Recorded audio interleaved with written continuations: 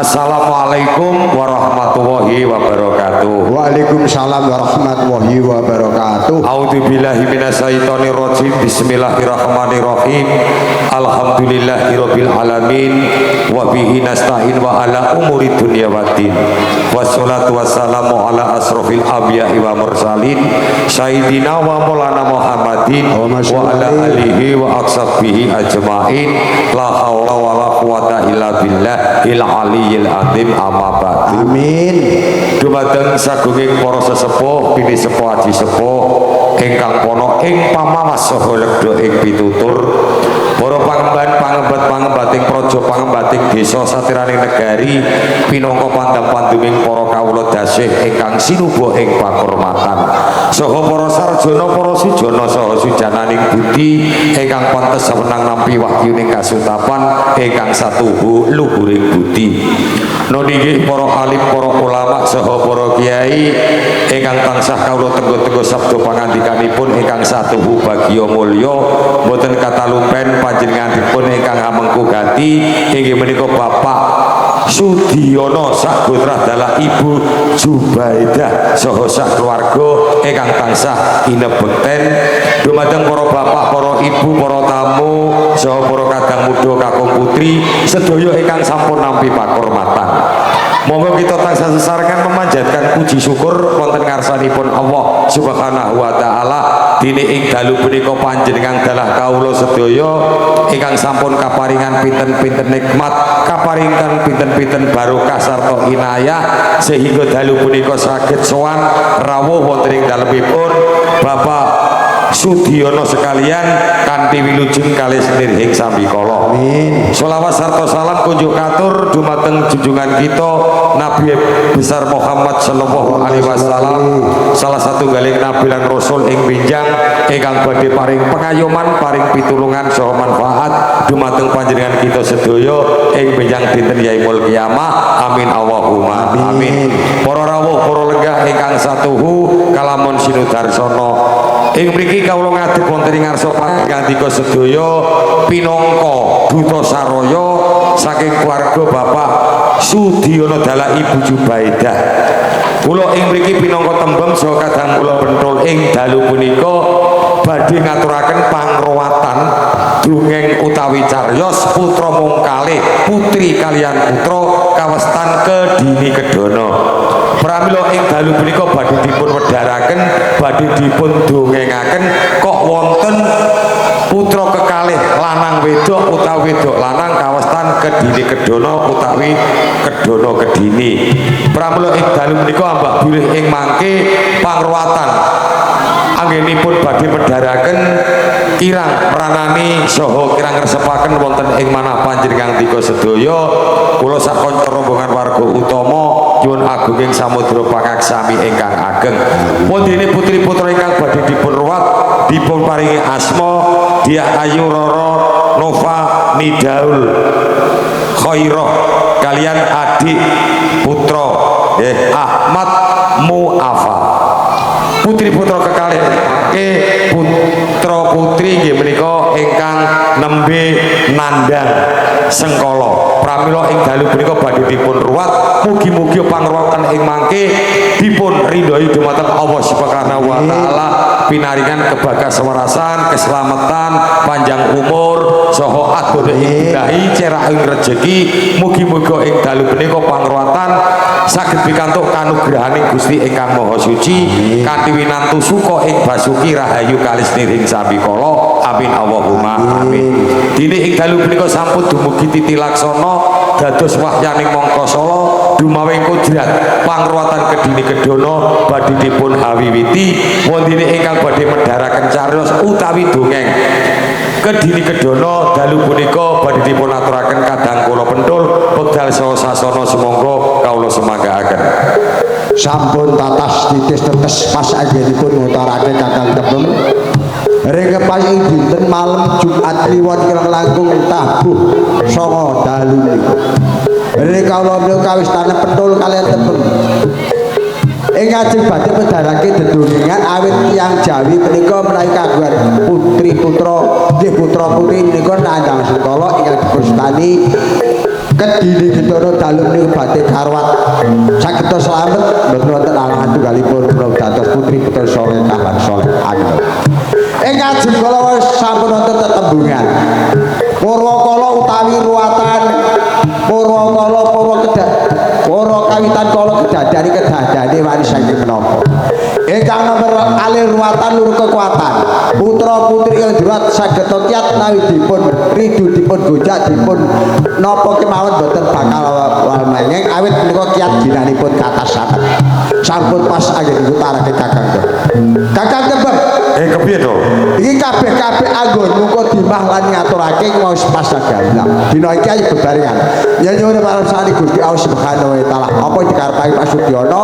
dikabulake ati slamet bengi lukar kali sadekon iki ngajak dedongengan kepiye dongengane to ucap kata to jaman semono Kakang Tembang sing jenenge Bathara Kala kan tegese ora anake manusa dadi ora anake manusa ora anake manusa banjur anake sapa to semono kae titis saka Gunung Srandil oh titis Gunung Srandil kono banjur golek wong tuane ora ketemu malah ketemu karo Begawan Agrimaya takon bapak lan simboke Begawan Agrim paring wangsulan nek kowe kuwi mleteki Gunung Srandil nalika semono kowe anake manusa kowe iki titis saka Gunung Srandil dina iki nek kowe pasrah karo aku sing kowe gedhe gajah putih tak jenenge gajah satu bondo oh sing kowe macan putih tak jenenge Gembong Amijoyo oh dadi dikai jeneng kabeh Gembong Amijoyo dilarape ngetan bener palani ketemu karo Borodo Datapan sakwise ketemu dol Borodo Datapan di anak siji arane Damar lan Sasongko Gadru kapira Dewi Sekartaji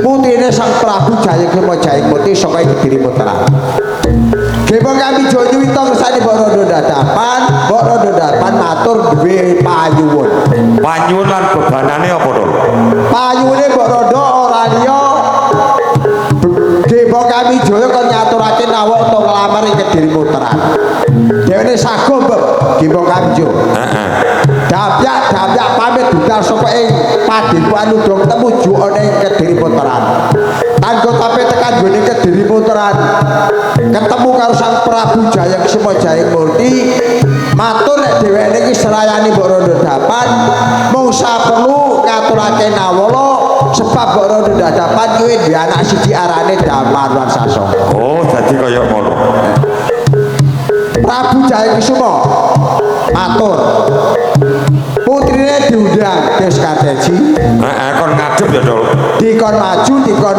ditakoni nek kowe gelem kandha nek ora gelem kandha iki Gembong Amijoyo dadi serayane Borodo Datapan mung saperlu kowe arep dijodohake putrane Damar lan Sasongko kowe gelem yo kandha nek ora gelem kandha Dewi Sekartaji matur kepiye mature keparama matur Rama sampun sumpah prastani penggalih kula Rama wiwit timur ngantos diwasa ing bijangipun menawi kula dhewe dene priya kula kagungan payun Rama payun kula boten tekis Mas Diceh Rajabala donya kang kathah boten yangipun bagus nggih boten sinaosa nika tiyang awon rupinipun sinaosa nika tiyang barat Rama menawi ingkang saged ngaturake tiyang cemane lukas kembaran sandangane sarwa ireng kulite ireng betul ingkang dipun wastani pentul kali tebel saking negari Mesir sawanake mriki Rama kangge kudangane kula ugi kangge gapura kiwa utawi tengen menawi boten saged kula boten sagah aklamahi dadi panyuwune Dewi Sekartaji kaya ngono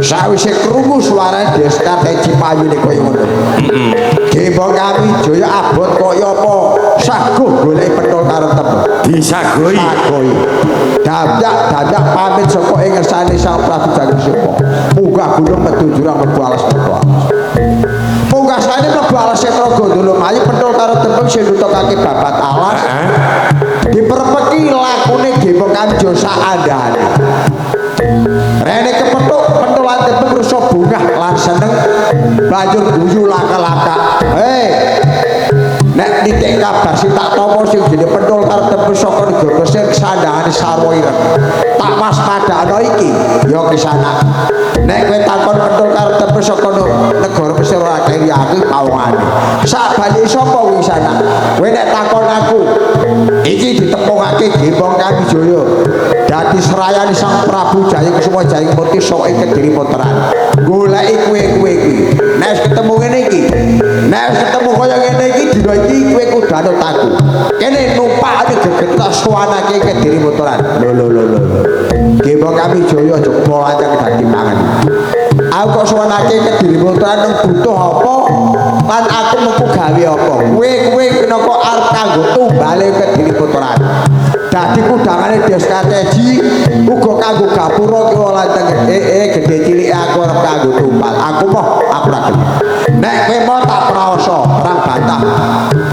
perang batah ora ana alah menangi adu gelut adu kadigdayan meh wae pentul karo tembung keseser mengawi Gembong kami jo saandane kaya ning kalian dhewe saka negara Mesir di piandel telu bang di piandel telu cacahe apa kabeh piandel itu piandel telu cacahe pentul tembung kae siji sir brikono wewe putih guling loro lanjam sura sing telu kudu sangut ditamake kabeh sak punggo-punggane Gembong kami jo kalah kabeh jaluk urip jaluk padha lumpuh dayane ora ndene kekuatan apa-apa sawise dhewene jaluk ngapura betul karo ya mari pangapura ya najan apa kaya apa payune Gembong kami jo tak turuti dina iki kowe kudu anut aku maune aku anut kowe kosok baline geti-geten kowe anut aku nek jenengmu nganggo jeneng Gembong kami jo kadigdayamu kaya ngono aku mosok kuwatir mbok menawa besok kelakon dadi jane zaman anak putune bapak dan ibuku sing padha makarya tak kira uripe karo padha terem sebab kadigdayamu kaya ngono tur kowe senengmu ganggu karo wong aku ora seneng sutik dina iki aku mau nang kowe kudu anut aku ilangono jeneng Gembong kami Jaya dieling-eling mulai dina iki ngantire delan sak lawas-lawas ora tak jenengake Gembong kami Jaya ning tak tambah sesilih Raden Bathara Kala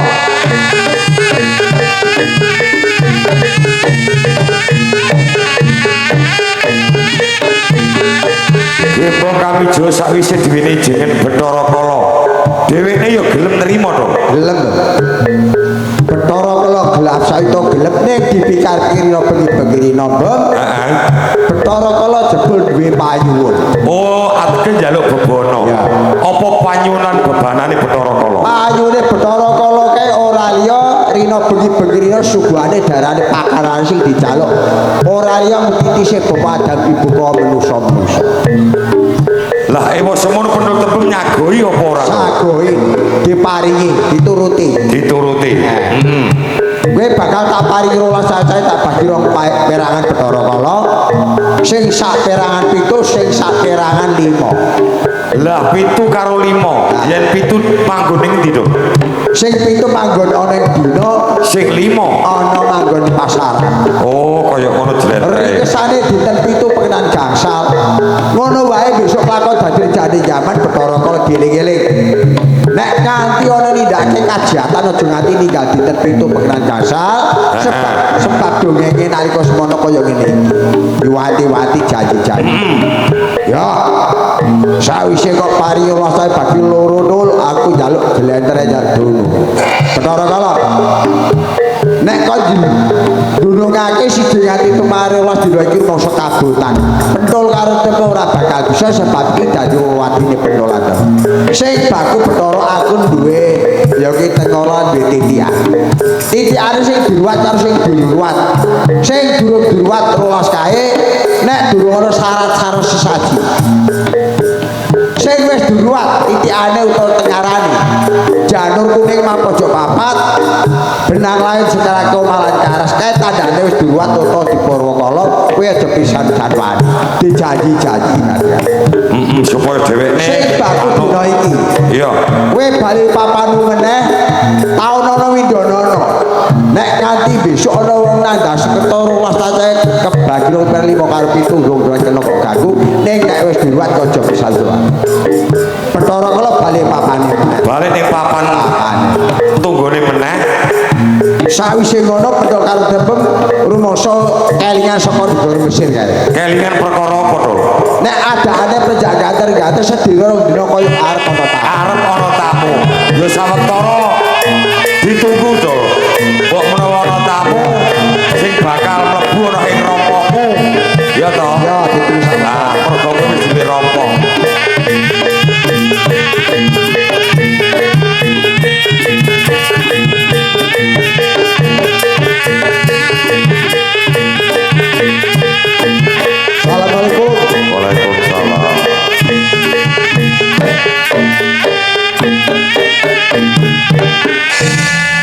Iki ana tamu dol, ana piyayi sing sowan rawuh ana ing rompoke Penthul Tembem. Senajan adu-adu ning tengahing alas Sitra Ganda lumayu ning kayusnyatane iki ana tamu. Kamangka kowe karo iki ana tamu iki kowe lan aku durung ngerti. Durung tepang lan durung kenal. Sejatine sapa, arep perlu apa kok nganti karo royo rawuh ning rompoke Penthul Tembem.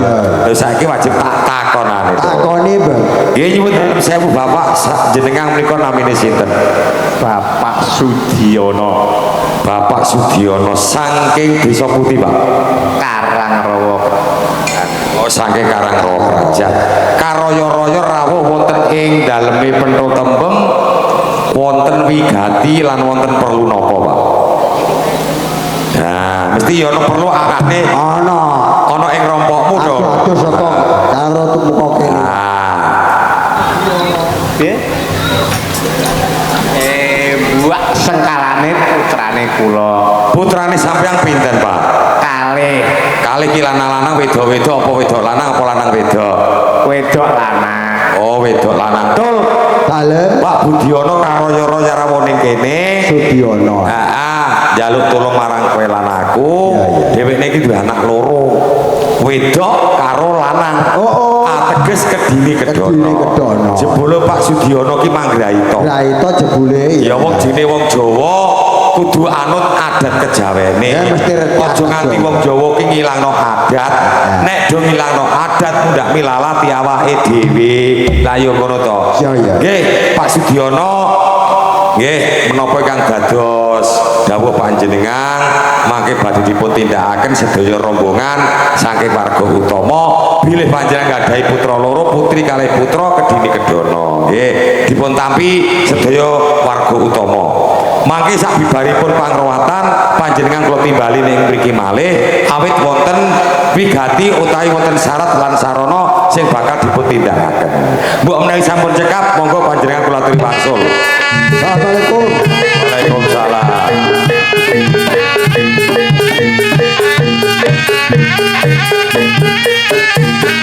Bapak Sudiono. Sak budale Pak Sudiono ana ing pengarepanmu Tul. Lah, rene iki Pak Sudiono ki manggraita di anak wedok lanang. Anane Kedhini Kedono. Kon gua pasukertane.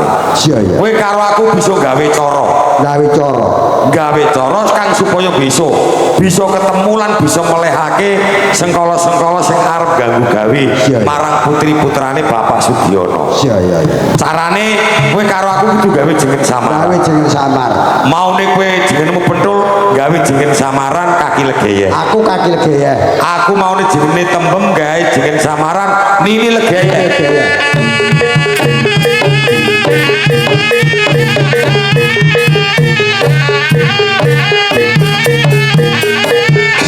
Sing duweni jeneng samaran aja ngemungake kowe karo aku. Oh, sapa meneh? Sawetara iki bocah loro iki dadi putramu to. Lho, putrane Pak Sudiono iki.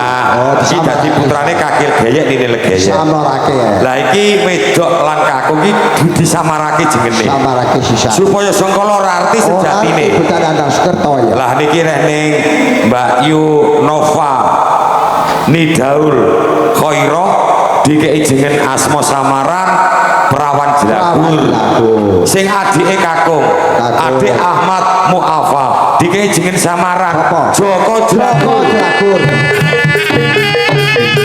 Perawan Jelagur Joko Jelagur.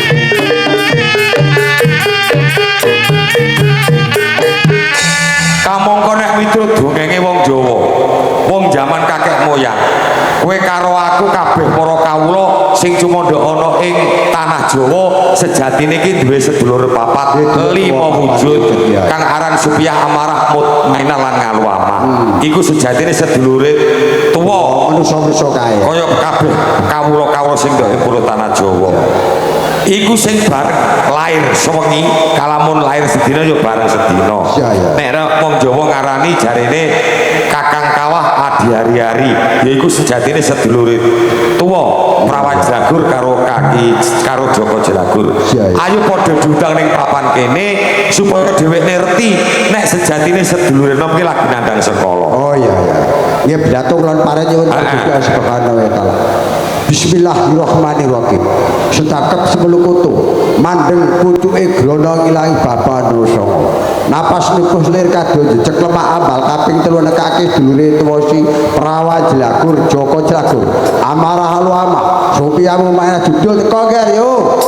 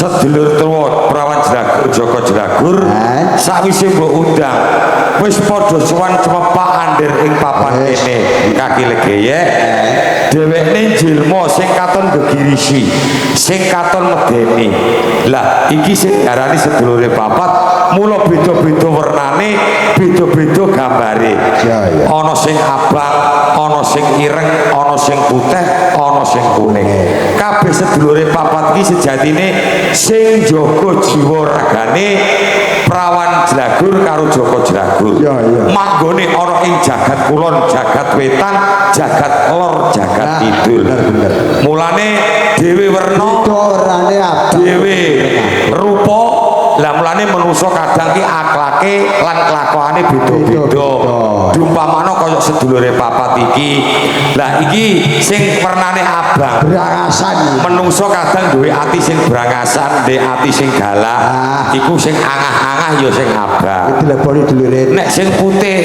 mesti atine resik atine suci mulane kadang menungso ana sing duwe lembah mana atine apik kelakuane apik sing kuning iki menungso kadang iki duwene tata rumangsa di menengake cipta menengake rasa mulane menungso ki kadang ana sing duwe rasa ana sing ora duweni rasa nek cara kasarane duwe kesadaran karo ora kaya lu amah kae lah iku sing amah-amah mergo wernane ireng ya to makane ora wis-wis lan nek werna ireng sedulur papat kadang dheweke iki peteng ora merduli kok sapa-sapa ingsun sisa-sisa ditekno nah iku mergane iku wernane ireng iki cara wong iki pikirane peteng pikirane bungkel nah mulane akhlake menungso ki beda-beda diumpamane kaya sedulure papat iki mau lah rene wis ning papan kene kaki legeye ayo diweki kewajiban diperintah supaya dhewekne bisa ngerti apa sing dikarepake mbok rawuhake ning papan kene biar amarah lu ama supialan ngono nek nikah bahil atau apa bener aturane legeye dina iki kowe ra karut keseratake mangan enak warga tak sandangi anyar ora mau bedhek akor takon kowe kabeh pitakon ku ngger jawab kanthi nek iya nek ora nek sago-sago nek ora sago padha ora sago ngepasi dina malem Jumat Kliwon iki kowe rumangsa di sedulur anom si Prawan Jlagur Joko Jlagur apa ora duwe duwe mongko tah mongko kadang manuk andha sekretokno dirani bocah kedini kudono bisa selamat bisa awal nek ra kok irewang-irewang aku njaluk tenaga kabeh jan peteng bengi kaya ngene aja gak kangelan cepat kuwi tanggung jawab jagane omah pojok papat lungguhe tapi ngono kuwi tengen aja nganti gindak saka kowe tangan-tanganem awam nek wis kaya ngono kowe tau jatunan maka dinose ra kesuwen yo ayo ditindakake ayo jar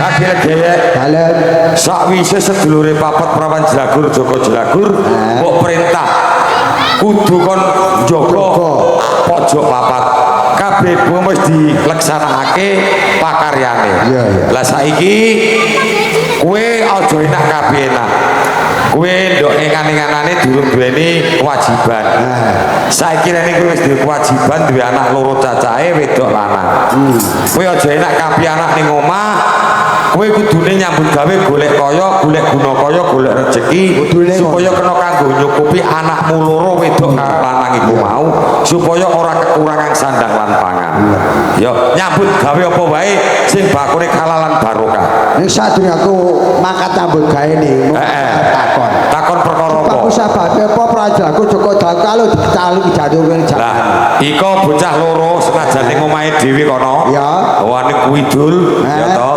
bocah loro kae kok dikalungi janur kuning pinangka syarat lan saranane wong Jawa oh ngono sing diarani janur iku cahya cahya iku padanging ati ora kok padanging srengenge lampu rembulan padanging ati resik batin kang suci iku nur nah nur iki duweni cahya sing jenenge kuning meningake wong urip kudu duweni rasa pangrasa meningake cipta atine nek wis resik wis padang kudune atine ditata sing wening ya ta wening ku resik bening nah iku janur kuning kurang luwih wong Jawa nek gesane kok kaya ngono ya wis kaya ngene aku wis mantep madhep iki sakwise aku nyambut gawe kaya ora pikiran ning omah ning aku ya jeh pikiran uga nini kepiye kok sadurunge aku makan pesen karo kowe pesen perkara apa kakek kok mula ing kene mengko ana apa-apa saja ning ngake iki iya pancen kowe ngundang aku senajan to aku aduh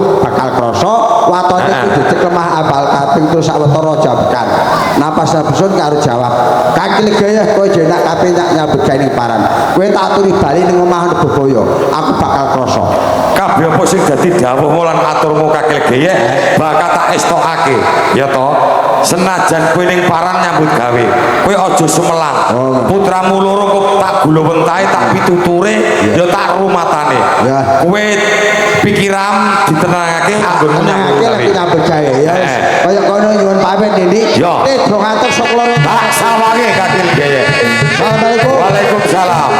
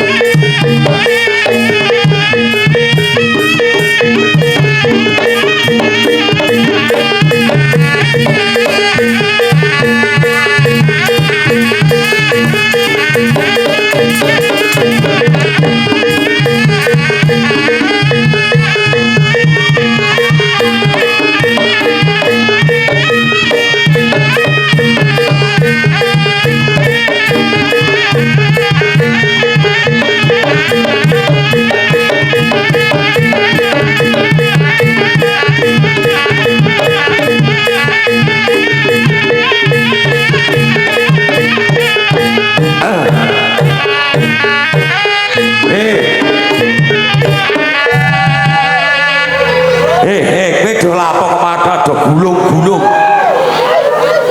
Kowe aja gulung-gulung. Mengko nek sandangane rusak, kowe ngangel lho yo kamsi. Te ubah-ubah ya to. Kowe kok ora tau nukokno sabun malah sandangan mbok gulung-gulung. Rusak kabeh. Ora ngono. Sejatine kowe iki nggudak maling apa nangis? Kok padha juguk kabeh yo. Kowe aja do nangis. Kowe iki nangis ora pantes. Wong nangis kok garingan. Mbok nangis telesan ngono. Kowe iki diutus karo kaki legeyek kon jaga pojok omah papat. Lho malah aku ki lagi mingsir malah kowe do nututi aku do nangis, do gondelan. Apa kowe wedine pinggir kali kono? Ana iwak sabu-sabu ya wedi. Aja do mlayu. Kowe kok do ninggalake pakaryan kewajiban iki kon jaga pojok omah papat. Lho malah kowe do ting brengok nangis. Kamangka iki durung panen kok kowe wis tunggu manuk. Wah kaya wong busai manuk.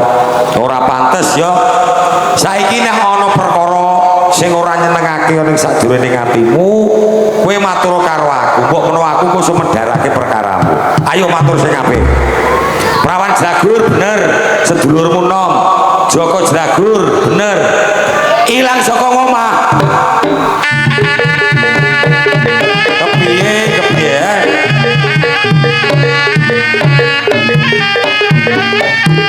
Banjur kowe nirwakake ing kewajiban. Kasunyatane kowe kon jaga pojok omah papat. Kowe iki sleder.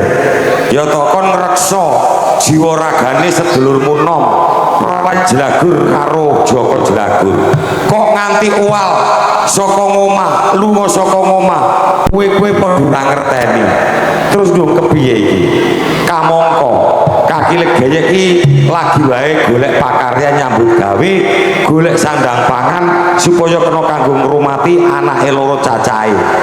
Lho kowe sing diperintah ngreksa, diperintah supaya kon ngopeni kon jaga keselamatane. Ning kasunyatane ora selamat, malah ilang saka omah kowe padha ora ngerti. Ya. Kowe iki ngene. Aku duwene panggraita. Nalika kaki legeyek arep nyambut gawe sandang pangan, wis perintah pesen karo aku. Mbok menawa ngomah lagi ana perkara, aku kudu kon ngundang jengene kon njek lemah kaping 3. Sekabeh apa sing diatur kaki legeyek bakal tak estokake. Kaki legeyek bali yo kaki legeyek ngomah lagi ana bebaya. Assalamualaikum. Waalaikumsalam.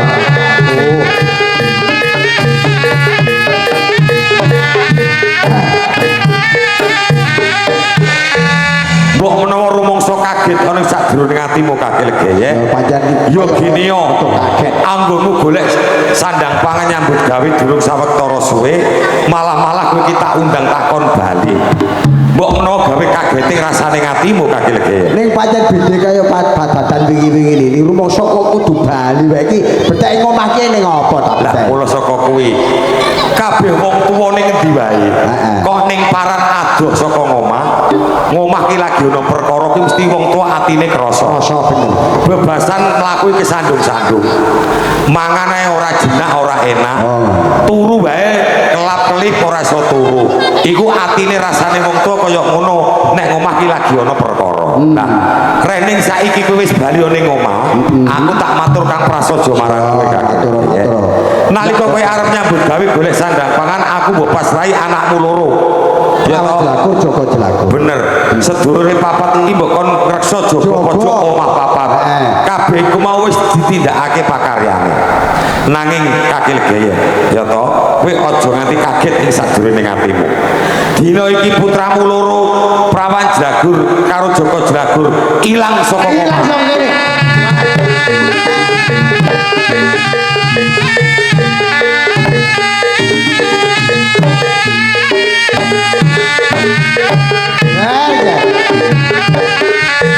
Layak-layak rumangsa aku kesandung-sandung mlakuku mangan rumangsa ora enak jebul ngomah ana ngene to, Ger. Ora sembodo nalika sadurunge mangkat. Nggih, ampun kuwatir nggih ora kepanggih. Nilegaya. Saiki ngene kaki legeyek. Piye. Sekabeh menungso urip iki pancen nek kelangan ki ya dirasa getun. Getun saora-orane ngono. Mesti nelongso rasane ati. Mergo ditinggal anak sing tanpa Tur yo ora putrane dhewe iku tak pikir lah nek menungso kabeh kemoki lagi duweni yaiku duweni musibah ya to duweni perkara ya dipikir ning sanubarang pikiran sakjroning ati kudune dipikir kanthi wening cipta kabeh menungso iki nek gelem jumangkah gelem budidaya ampring perkara iki bisa rampung kabeh nek menungso ora gelem budidaya ora gelem usaha ora gelem jumangkah ora bakal perkara iki rampung lah mula saka kuwi ayo kowe karo aku kudune jumangkah budidaya ampring anakmu loro bisa ketemu balik ana ing omah meneh ini lega ya piye kaki lega ya nek tak pikir pancen bener saora-orane kuwi lan aku budidaya mbok menawa pancen iki bakal bisa nemokake kanthi bali kanthi waras dan amarah lu ama supaya lanjut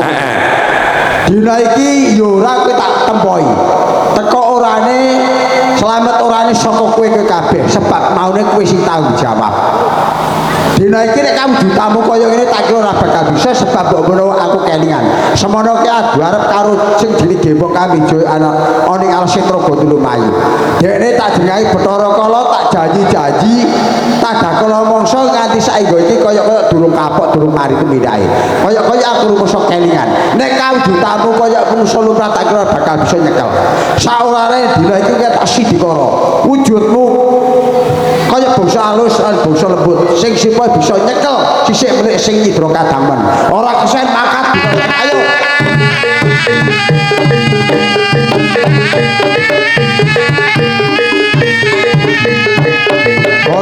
ayo padha nyuwun marang kersane Gusti kagem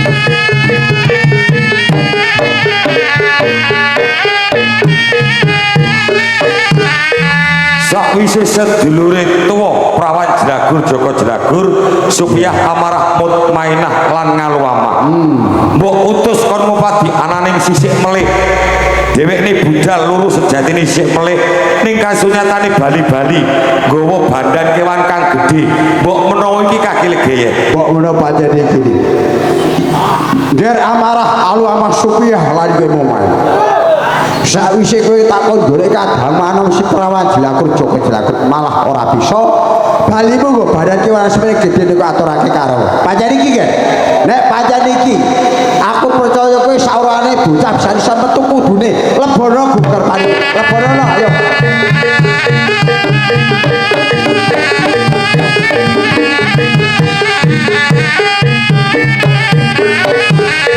kewan kang gedhe kan katon gegirisi bebasan ya to mergo kewan iki tak sawang kewan sing galak ora sapa wae sing wani ngadepi marang kewan kang galak iki kaki legeye mulane kowe sing ati-ati lan waspada siap siaga mumpung ana ing pangarepanmu kewan iki iso tata jalma kaya menungsa lumrah takonono dangonono sing kanthi gamblang kanthi cetha terwaca aja nganti tumpang suh anggonmu takon pinakon marang kewan kang gedhe iki ya to kowe sing ati-ati aku tak ninggale ning papan kene aku tak bacotake oh ngono ngerampungake pakaryan sing durung rampung pakaryanku tak rampungake luwih dhisik sing ati-ati tak wahi pangestu kaki legeye assalamualaikum salam warahmatullahi wabarakatuh nek nek katuragane iki pancen aku rusa cubriya nek tak sawang gegilani banget mripate sak terbang mengangah dene mawa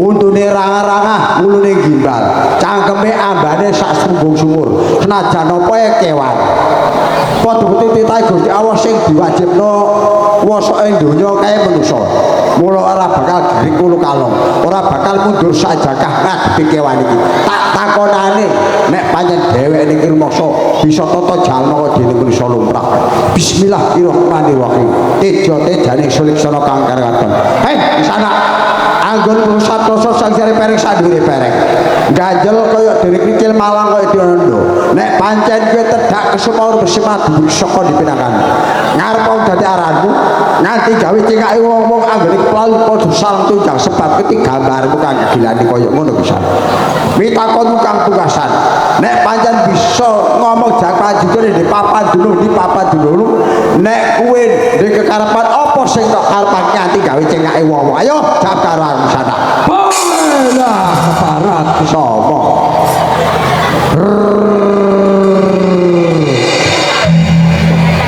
ayo Go. lanjut jagat dewa panguasane Gusti jagat takon jenengmu aku ayo oh kawan aku ya aku takon Urung nate, Bro. kabar pisan lagi iki wedi kowe nyawang nitik gambar gegilane aku wedi karo jajal rungokke kupingmu lek no nguping-nguping no wong kurang yen pancen dulu ngerti aku sapa sing ngadep ana ngarsamu iki sapa kena sing dari Bathara Kala ya Cuwe to Bathara Kala.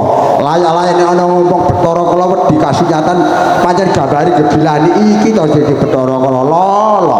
Ngagetake wong-wong lolo kuwe dadi Bathara. Ya, najan apa angar wis kandha. Galak kaya apa kewan kalah karo musuh. Mula aku bakal mundur sak jangkah ngadep gani. Bathara Kala. ana apa Dina iki pitakonku kene wis cetha bloko Bathara Kala gelap saiki. Rumangsa sadurunge penggal iku masa susah ngen sedih. Awit aku ndek putra loro, Prawan Jelakur, Joko Jelakur. Bebasa cilik tak kudang-kudang durung suwe anggo kudang-kudang. Malah lunga sok omah kene papan kene. Nganti tak goleki tekan ngendi. Nganti tekan Ngemplak, tekan Payaman, tekan Ngelo ora ketemu. Tak takoki tonggo Teparung ngalor ngidul ora wis. Ing kono pungkasane kok sedulur itu amarah alu ama Sufyahmu main tak kon golek ora kecekel. Baline amarah alu ama Sufyah kuwe dikanti badan one ngarep. Dina iki cetha sing tak dawuh Nyidra putraku rak kuwe to. Kuwe to. Sugih kendel bolowan Nyidra sing dadi wongkonku. Bathara Kala. ana apa Dina iki nek cetha sing Nyidra putri putraku. Rene tutuk iki wanci jam dina sasi. Nek tak kira kowe eling jaman semua karo aku. Ayo. Nek ana dongeng kaya apa critane kaya apa sejarah-jarah apa? ya nalika aku isih cilik Liamu biyen. jenengku Raden Gembong Kamijaya pantan mung saka itu Terusake. Ayo. anggo nunggu sak locot sak sire pereng to sak mereng Heeh. ganjil kaya dene kuwi kan malah kaya dene ngono mung sak perlu aku duwe panjangka Apa panjangan? ya kuwi aku abot ngemban gawe betuku damar warna ing Lodaya Kowe. dheweke gandrung kapirangu marang Kesemanan Ayu Dewi Sekartaji putrane Prabu Kesmajaya Murti Iya. ana Kediri Mutran njaluk kudangan Adipati Pendharakan wong saka tanah Mesir Oh ngono. rene aku dadi serayane ana ing Lodaya banjur aku golek Adipati Pendharakan tembem ana ing alas gedung Magleng nek kono Adipati Pendharakan nibakake sire brikon ana wewe putih glugu gumuling Iya iya. sekabehane kutu-kutu walau toko padha lumpuh dayane rene aku nyedak semur mesti matu banjur aku disumbari di Pati Blok nembang bisa ngilir perang catur saenggo perang pupuh wondene di Pati Pendul bisa weruh pengabes aku ning sakjroning lalaan banjur aku rumangsa kelingan yen diwangsit dewa kamurben dumadi Doli kowe besok wis akhir dewasa bakal muni pegawa kang gedhe bakal mungsi wong sangatan Mesir amprih sing pasabungan sawise akhir pasabungan aku ora duwe jeneng Gembong Kamijaya nanging aku duweni Bathara Kala Kowe jenenge Bathara Kala pentul tembung kowe gelem. aku gelem jeneng Bathara Kala nanging Nanging apa? aku njaluk tadah kromasa sing titise Bapa Adam lan Ibu Kawa mangkon Manusa-manusa kowe payun. Ya. Semono kowe diparingi pentul karo dek tapi di kaos penut diwenehi diparingi rolas. rolas penut dibagi ana rong perangan Diparingi rolas dibagi rong perangan. Sing sak perangan 5 sing rong perangan. 7 Wih pinter wasis netepi dinten 7 penangkasa. Bathara Kala. Napa? Ing arep kowe ngandhakake semono kae sawise diparingi pentul karo pemasan manusa kae rolas kae kebayang perangan 5 karo 7. Saiki aku njaluk dulunge. Siji cacah 5 dulunge apa loro cacah 7 dulunge apa? Ya, aku tak durungake sing sak perang 5. Sing 5 dhisik Ya lamun ana anak mung siji. mong siji. Ora ana tunggale kena sing dari bocah unta-lanting. Kuwi dadi tadah kromasan itu. Semono kae uga janji pentul nek durung diruwat ning nek wis diruwat aja bisa ngrani. Loro. Lorone mbok Ya. ana wong adan dandange rubutan utan tan mangin. Kuwi ya dadi tadah kromasan. Cakep pokok kaping 3 Bathara Kala. Telune mbok ana mipis sawanan ngasih gandhi itu ke tengah bener. Ya. Kuwi ya dadi tadah kromasan. Papate Bathara Kala. Papate mbok menawa wong meten larang dalan tanah pasar iku dene bocah jero wangi iku dadi tadah kromosom Sing pungkasan kaping 5. sing pungkasan mbok menawa ngareke bareng yang mesti singenge Iya. utawa metune singenge kena sing gawe bocah jero wangi Iya. kuwi dadi tadah kromosom Bathara Kala Iku sing 5 manggon pasaran. Saiki ganti sing 7 kanggo tak di. durungake sing sak perang 7 Iya. kalau menung anak 5 cacahe kok kena kabeh 5 lan. kena sing dari Pandhawa 5 kuwi wajib dibuat segala Samane kok uga janjine pentul nek durung diruwat ning wis diruwat kok aja bisa nang loro. loro nih mbok menung anak 5 wedok kabeh kena sing darani barisan Sri Kandi kuwi wajib dibuat segala Kaping 3 Bathara Kala. telu nih mbok menung meteng melahake ora tengah dalan utawa tengah pasar Iya. kuwi wajib dibuat segala Jangkep oko kaping 4. papate mbok menawa di anak loro lanang kabeh kena sing dari uger lawang kuwi wajib dibuat segala Kaping 5 lima nih kamu anak loro wedok kabeh kena sing dari kembang sepasang kuwi wajib dibuat segala kaping 6 Bathara Kala. namanya mbok menawa anak telu wedok lanang wedok kena sing dari sendang kabeh pelanjuran kuwi wajib dibuat segala Nah, iki pungkasan kaping 7. sing mau kepitu kamu anak loro wedok karo lanang utawa lanang karo wedok kena sing jane bocah kedono kedini Iya. kuwi wajib dibuat segala Iya, iya. lah saiki jenenge ngono ngopo iki ana bocah lair loro wedok karo lanang wis dadi pemasaku yen kok alang-alang yen ngono kok dadi pepalangku sapa kowe Oh, tegese kowe samar karo aku to. Ya, nek samar ora maceme sebab aku busakaku sandangku kaya ngene pancen samar. Aku tonton nyandang kaya ngene bedheke pancen nyelapur jungin dalam mlaku nek ora bicara iki tak kira bakal wani sebab semono kowe kalah karo aku. Ya, waspadano. Wis ora tetembungan pangling wong Jepang suarane. Aku duduk kaki legi pentul karo tempem aku tau. yen ngono kowe nyina kawan Sebab apa karane iki? sajak suaramu kaya lagi mentas ngomong Takone arep apa? ngene tak ngerti zaman yang wilayah Mono kae. jagat sing awang-awang Terusake yo. sing ngomong-ngomong adoh lor adoh kidul Iya. adoh wetan lan adoh kulon anane brigad gede sing padha dinggoni jim-jim setan sak nunggale Iya iya iya. akeh kewan gede akeh kewan galak nanging harus gedung magrengno geger ana peteng dudu petenge bengi ana padang dudu padang rino ana lindu sedina kaping 7 sekap ini kutu-kutu walang untuk berserang tunjang weden sebab ana pangawen Raden Kipo Kamijaya kae wong karang padhesan ora ana sing bakal wani mapakake nanging ana salah sawijine pawongan sing loro wis wani mapakake Kipo Kamijaya sapa kae Bathara Kala. Nek tak nengake saya manasake kuping, kowe iki atimu kaku kaya dene wesi glejan sing mantep sak tengah samudra digonjak ombak semono dirapal walane yo kelakohanmu. Nek ngono kowe nantang karo kowe. Kowe ngucil aku wis Kipo Kamijaya bareng apa ana Setra Gondolmayu. Ngamuke Kipo Kamijaya kaya semono kaya ora padha ana sing wani nyekel. Kowe sing pungkasan ngandhakake.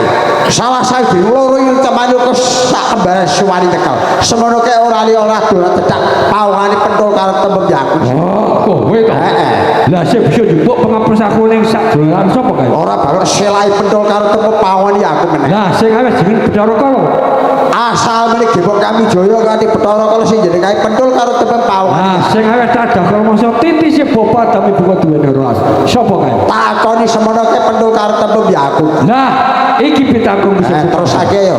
iki ana bocah lair loro wis dadi mamasaku terus kowe nganggo dalan piye di Nek kono jebul kowe kelali wancane lali janji pentul karo tembem nalika kowe kopak kapone Setra Gondolmayu jebul kowe isa tumindakmu malah sarak ora mari. Hei. Pasane bener. Ana dalem Pak Sudiono ing Karangrowo iki duwe putra loro. Pas ning ana tetembungan bener kurang bener sebab menawa kae nek durung diruwat lo janjine pentoke dieling-eling. Nek wis diruwat tandha tandane janur kuning mapojo papat benale sekerake omah karas. Nek tandane sawangen najanto iki ana kediri kedone bocahke tak udane tak poro karo syarat-syarat tak cukupi. Kae janjine pentul semono kae piye? ya bantu betul Nggih. sak ding pantang dosa-dosa Heeh. saiki aku ngerti Saiki ngertine? jebul bocah sing tak mongso omah nak Lho. Wah, disire bocah kayang dadi parang tutune Bapak Sudiono sebab tanggung jawabe ning aku. ngene ya Piye? senajan putramu tak mongso dibantu betul ora bisa kalu sih malang-malang ngono sak jeneng Alah lalang. lho ngati kemepyok ngati kemeringet aku. Kowe ngono nek kewan ki watake ora disin ngono. Gedene bocah ora sepira ditekah-tekih dhuwur sepira, kowe mengandhake kok untal ora bisa kalu malang gondo. Kok kemah-kemah atos kowe ngandhake kok dene watu. Sebab musabanku bocah ki tak kalu janur kuning lho. Janur kuning jagane kaya ana paribasan depit ora duwe setan ora bakal doyan sejarah bakal. Nah dadi nek bareng kabeh mos salah-salahno. Salah-salahne kok jepet gede lan cilik apik lan senajan wujude mung janur godhong klopo. Ning kabeh Gusti Allah gawe keselamatan bocah loro ora dalan. Mula dadi iki Bathara Kala. Dudu aku sing klure ning kowe. Sing baku aku ora gawe paten pinaten. Dokok pinaten dokok hukum tak ono dokok hukum ya kena. Sing baku aku njaluk utahe bocah loro kanthi walo jati ting walonya. Engko bakal njaluk apa tak turuti. Oh, dadi cetane kowe njaluk utahe putra. Iya. Tak sago Bagus. Nanging Nanging apa? aku dipenjaluk. Njaluk apa njaluk? Yen pancen iki bisa ngujuti Bisa wujude raga raga kantelan sukma kanthi dibosong diningkain gembala seta. Bakal tak utake jati sing tumangane walaya jati dibangun. janji ya kelas peten aku nanti kok paling gelem ya Bathara Kala kowe bisa ngutake walau jati-jati walaya urip kowe ngene meneh njaluk raga kanthi raga sing kanthi nyawa tawe pita urip Asal kowe ikhlas lahir batin dibangun. siji dadi pitakon aku Apa kuwi? raga kanthi semua sing kemul-kemul gula setok artine werdine apa Oh, kuwi. Ini tak ngerti. piye Apa sebabnya Bathara Kala kok njaluk raga kanthi sukma kanthi dibosong diningkain gembala seta? ayo werdine apa Iku menggerti sing supaya kanggo nyuceni badan sang Joko Jagoran. ngono Sing supaya bocah ki mitu dawuh wong lanang. Iya. Tekun ning gone agamane. Alhamdulillah. Anut ning gone pemerintahane. Weh. Sing supaya bocah ki dadi sing wedok dadi bocah sing saleh. Salehah. Sing lanang dadi bocah sing saleh. Alhamdulillahirabbil alamin senajan to durung kok utane ning rasa-rasane penggalih krungu bungah lan seneng lho kowe matur sing kaya yo kabeh durung buktine utane bakal tak wujudi ayo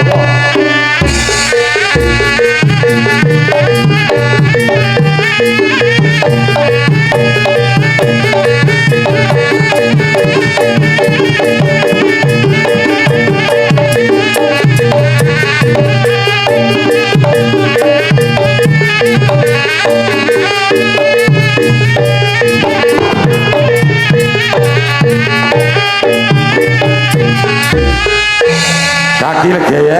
ya bocah Iki putramu Prawan Jelagur karo Joko Jelagur. kok ngene ya Wis diutahake saka lalakane Bathara Kala.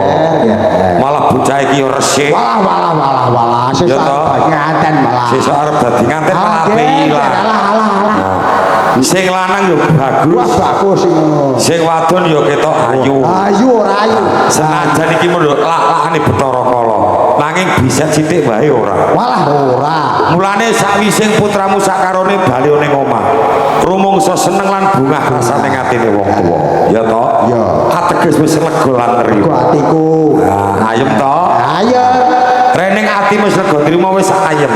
Kamangka aku mau mireng tak doakake saka mburi. Kowe duweni janji-janji marang Bathara Kala. nah iya ya Kabeh apa sing dadi janjimu karo Bathara Kala kudu dileksanani. kudu dilesane kudu jagat tak paring ayo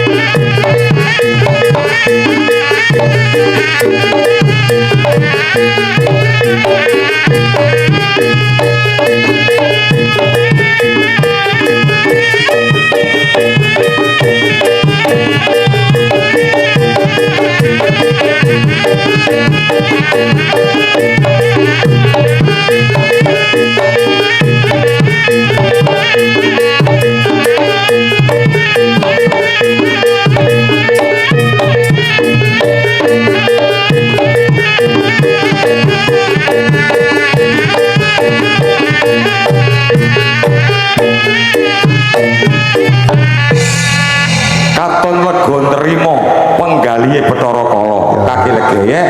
Sakwise mbok leksanani, mbok wenehi pitik urip loro cacah. Iya. Lah, saiki janjine Bathara Kala apa karo kowe kaki legi? aku rasa dulu godro patak tak janjine meneh Bathara Kala Yo, napa? Kabeh-kabeh payun padha kawujudan lho payunku ki bisa wujuti kok sok balen payune tau wujuti. Ning dina iki kepai dina malam Jumat kliwon rumangsa kurang lebih jam 10. Kaya dumlego atiku sebab kowe aku mesti kuwatir. Mbok menawa kowe tak ora wani-wani ganggu kragane Bapak Sudyono. Sedina sasi resi taun pindhono karepe ndangun meneh. Mula aku dina iki njaluk janjimu kang supaya didongake kabeh para pamirsa sing rawuh dalem Bapak Sudyono. Ayo janji Dibantu betul. Rene aku dijaluk lan penjaluk kowe bisa wujudi. ya. Nek kene Bathara bakal janji aku. Mulai waktu dina iki Jumat kliwon iki malam. aku ora bakal wani-wani mecak-mecak bumine Joko Jakuran Bagus. sekabehane kutu-kutu walang toko jebri prayangan gendruwo gangkak bul-bul pada sepatu kuwi bolo ruang kabeh kamu nono siji lan siji sing kepengin ganggu perawan jago karo Joko Jago aku sisa kok ngalang-alang Oh ngono ya bagus. kejaba saka kuwi aku bakal nyampurake sekolah-sekolah sing manggon ning keblat apa Iya iya. mbok nono sekolah saka wetan Saka wetan ditulak saka kulon bali mangetan Bali ngetan. yen saka kulon Saka kulon ditulak saka wetan bali mangulon Bali ngulon.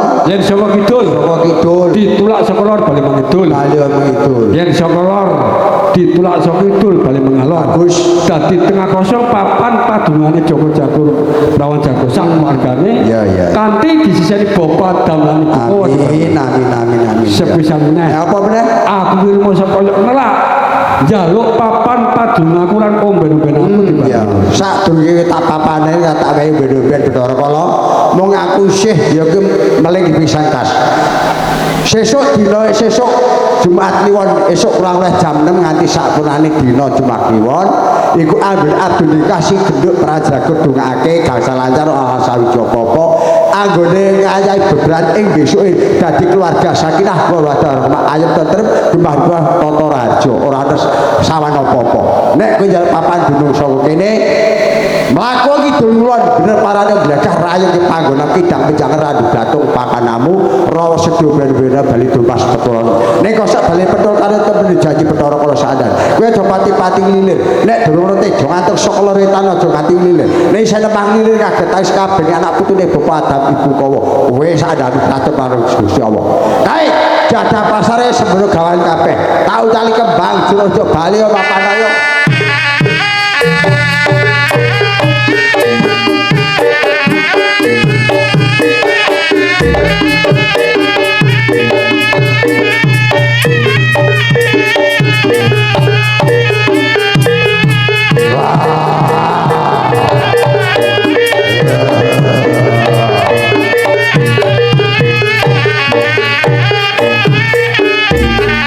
Sawise Bathara Kala wis bali ning papan papanake meneh ateges ora ganggu gawe bumi klarase prawan Jagur karo Joko Jagur. Sudyono sawet. Lah ngene iki mau kaki legeyek kowe karo aku budidaya supaya gawe jeneng samaran. Ning kasunyatane kowe iso nyekel anane Sengkala lan Bathara Kala. Iya, iya. Lah saiki kowe karo aku jeneng samaran saiki yo diganti dibalekake jeneng meneh kaki legeyek dadi bentul. Nene legeyek yo dadi tembung meneh. Lah bocah sing mbok gawe samaran prawan Jagur yo dibalekake jeneng asline meneh yaiku Mbak Nova Nidaul Khairah kalian adik Ahmad Muafa. oh tegane Training mau kowe janji karo Pak Sudyono, mari kita Pak Sudyono mriki.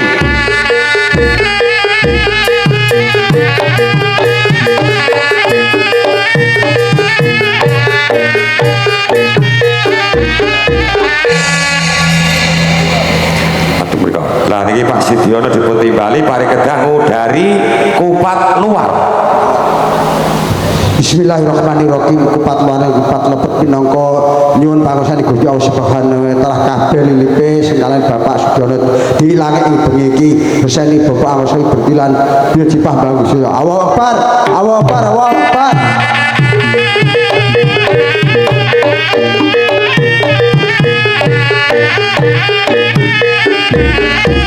Yo ngene iki wong Jawa.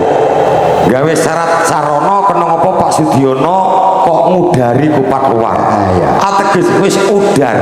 Anggone duweni pangunek-unek panjongkong ruwat putri putrane sakarone wis udar ning bengi iki lan dina iki. Iya, iya. Sing jalani kupat. Menungso urip nek menawa duweni kesalahan luput, lepat. Moga-moga dipangapura marang Gusti Allah Taala.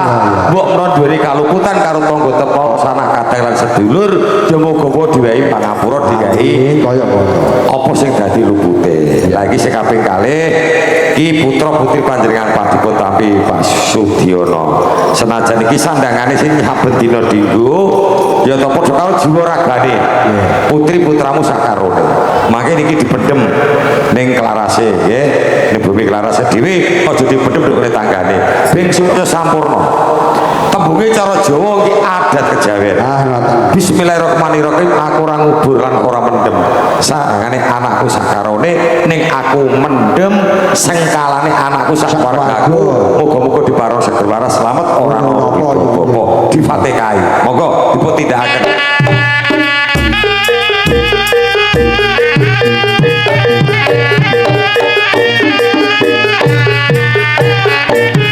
Syarat lan sarana sing kapindho kok nganti ana wadah timbur tegese apa to?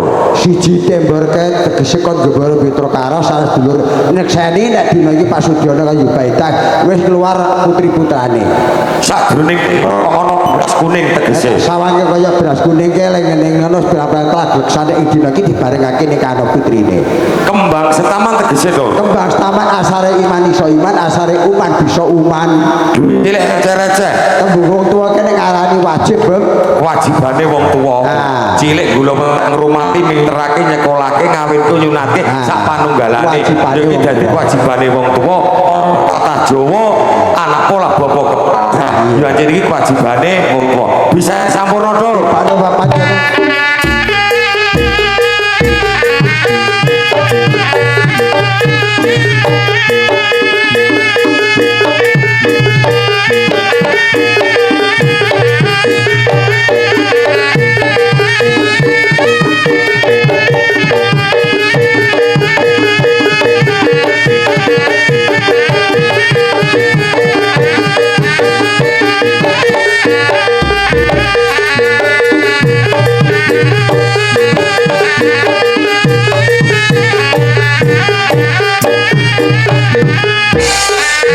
Syarat sarana sing kaping telu kok ana godhong telu cacahe.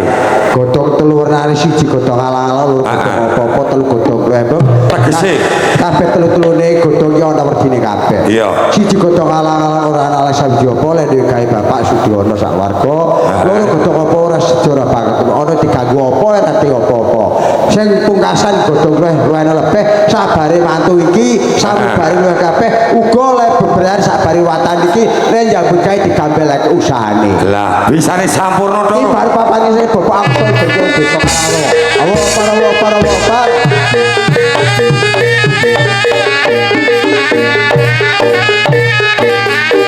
Syarat sarana sing pamungkas kok ana kendhi cilik ana tutupe. iki sing sepisan jenenge pasok kekep pas luwih jangkep.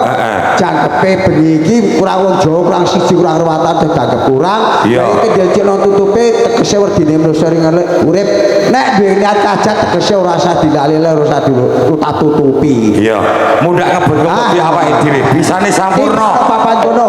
Allah.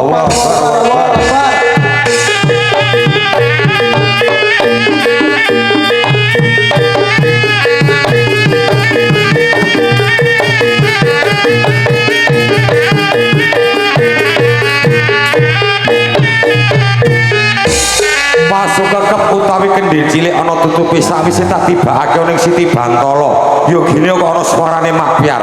Jumbo kok aten-aten sak keluarga Pak Sudiono lan Zubaidah. Lek mikir-mikir kedereng-dereng pirang-pirang lagesane niki sok kapan yo nek wong Jawa ki ada anak loro lanang wedok lanang are nandos kerto. Lah iki wis rumoso peksan bungatine makyar. Bunga makyar padang atine. Sadurunge kwali kekep ana tutupe kok ana kewane loro tegese to. Isine donya loro. Dadi donya isine ana. Isine ana loro donya kuwi. Iya, ana rina, Kudu ana bengi, ana padang, kudu ana peteng, ana apik. kudu ana eli. Aku diganjar sing apik. Lah sing eli. Ya kowe. Aku aku. Aja meri wong isine donya ana. Ana loro aja meri. Nah, ya ana sing ganteng, Ana sing welik meneh. aku diganjar sing ganteng. Lah sing welik. Ya kowe. Lah aku meneh. Lho ora apa-apa, wong isine donya ana loro ora kena meri. Ya ngono aja ngono. Nah, ya ana sugih, Ya ana sing ora duwe. aku diganjar sing sugih. Ora duwe. Ya kowe. Aku ora duwe isin. Ah Gusti Allah duduk isin kowe keturon. Iya, ora kena meri. Ora kena meri. Semono kosok balene. Heeh. Sing wong sugih aja nganti kenyek lan kena karo sing ra Nah. duwe. Sing ora duwe ya rumangsa Aja merek. ya aja merekno karo sing sugih. Kabeh rezeki pati, kabeh kemo Gusti Allah Taala sing nemtokake. Lah iki nek perwatan wis rampung, mergo sok minggu malam Senin ka awake dhewe kok nimaning dongso, malah ana campur sarine Malah barang. langsung nyebut tetek Mas order barang iki. Lah iki cuma Iki ra nata swara lah. nonton swara campur sari barang. Nah, iki parwatan wis rampung ya toh? Ya. Lah iki aku ya mau tak buka saiki tak tutup. Ya tutup bareng buka Kok kudu tutup. dibacotake ana sulapan. Bapak Ibu kadang muda kakung putri mekaten paripurnaning ati inggih menika parwatan ing dalu punika mbok bilih wonten kekiranganipun kula nyuwun agung ing samudra pangaksami kang ageng kula pungkasi wabillahi taufiq wal hidayah. Wassalamualaikum warahmatullahi wabarakatuh. Waalaikumsalam warahmatullahi wabarakatuh.